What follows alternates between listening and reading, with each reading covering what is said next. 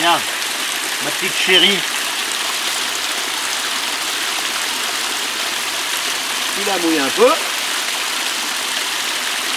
Il y a un truc qui m'énerve particulièrement, c'est les ficelles de bottes ou autre, qu'on trouve un peu de partout. Parce que ça devient un piège pour plein de bestioles. Hein, les oiseaux s'accrochent là dans les pattes, les merles font leur nid avec, enfin les merles ou d'autres oiseaux, et les petits restent accrochés. Et puis ça met un temps infini à pourrir. Par contre, ça pourrit la nature. Alors, une alternative, moi j'ai une alternative, c'est de couper de la ronde 104 et ça vous fait une ficelle à botte. oui, non mais même il y a mieux. Avant, les ficelles, elles étaient faites en lien, elles étaient faites en chanvre ou en lin. Alors pourquoi on ne ferait pas des ficelles en chanvre ou en lin plutôt que de les faire en saloperie de nylon là? Ça pourrit la nature. Bon, le meilleur moyen, ça serait peut-être aussi que les gens ne les balancent pas. Mais on en perd une, ça pourrit tout. Alors qu'on les ferait avec des fibres naturelles, ça mettrait le temps qu'il faut, mais au moins ça pourrirait.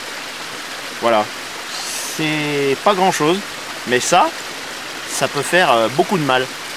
Alors que des ficelles à l'ancienne, c'est peut-être un peu moins fun, parce qu'il n'y a pas des couleurs fluo, il n'y a pas des bleus, des vertes, des jaunes, des rouges. Et à la limite, pourquoi pas, on pourrait peut-être les teinter de manière sans que ça devienne nettement polluant. Et ça, vraiment, ça m'énerve quand je vois ça. Alors là, on a une plante qui n'est pas comestible, mais qui sert en homéopathie pour différents soins, et qui est la chélidoine. Alors la chélidoine, elle pousse aussi dans les trous de mur, mais elle est généralement plus petite. Là, elle va bientôt fleurir, faire des petites fleurs jaunes. Et elle a un suc jaune ou jaune orangé. Et ce suc, très colorant, il sert à supprimer les verrues. Alors là, je pense qu'elle a tellement poussé vite que le suc est pas très on remarque pas trop il n'est pas très coloré. Essayez d'en prendre une autre feuille. Voilà. Alors après ça va devenir, ça fait un peu comme la bétadine, hein, c'est jaune et puis ça devient marron. Et ça, sur une verrue, eh bien ça la fait griller. Voilà. C'est la chélidoine, qui s'écrit chélidoine. Alors par contre c'est pas comestible du tout. Hein. C'est une plante qu'on trouve souvent. C'est une odeur désagréable d'ailleurs. Hein. Dans les milieux où il y a des pierres. Ouais, souvent au milieu des pierres, dans les trous de mur même carrément des fois. Là elle est sur une vieille souche. Hein. Alors ça colore beaucoup les doigts. Mais alors ne la portez même pas à la bouche. Hein. Voilà. Ça sert en dose homéopathique pour certaines choses, mais c'est pas comestible. Mais par contre c'est une plante utile. Alors là à côté par contre, on a notre petite chérie, l'ortie.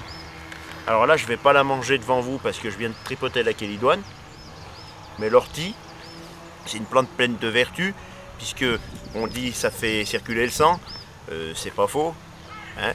Ça sert aussi, on pourra le voir par la suite, à nettoyer les verres et à nettoyer le métal.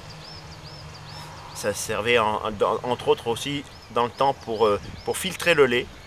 Il y a également plus de calcium là-dedans que dans le lait. Tout à fait. Et ça a un pouvoir vitalisant également. Voilà, c'est plein on peut en mâcher pendant les promenades. Voilà.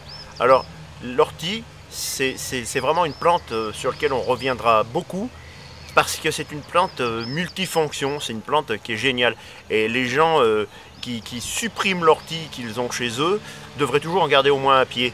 Et moi, quand je vois qu'on passe du désherbant, qu'on détruit des orties, ça me fait mal au cœur parce que j'ai l'impression qu'on fout en l'air à la fois une partie d'un potager et une partie de son armoire à pharmacie. Par contre, je tenais à préciser aussi que l'ortie et la chélidoine sont souvent des plantes associées et qu'on trouve dans les mêmes lieux. Voilà, souvent.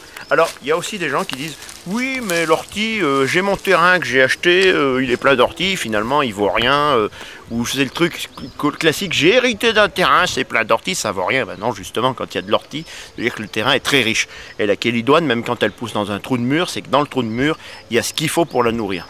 Hein. Les plantes poussent dans un certain ordre. Il y a d'abord d'autres plantes qui poussent. Quand ces autres plantes sont épuisées, qu'elles ont laissé un terreau, la chélidoine peut s'y installer. En général, c'est ce que moi j'appelle, enfin j'ai entendu dire ça, c'est les plantes qui poussent après l'homme. Elles aiment pousser Voilà, dans les ruines. ce sont dans des les commensales de l'homme, c'est ce qu'on oui. Ouais. C'est un autre nom. C'est des plantes qui, oui, qui sont proches de l'homme parce que, en gros, on sait pas, la plante recherche l'homme comme l'homme a pu à une époque rechercher la plante. Alors mon petit Damien, tu vas nous manger des orties en Vous direct. n'aimez pas l'ortie? Et ben pourtant c'est succulent. Et tu vas pas te piquer. Non. Il faut savoir caresser l'ortie dans le sens du poil. J'adore.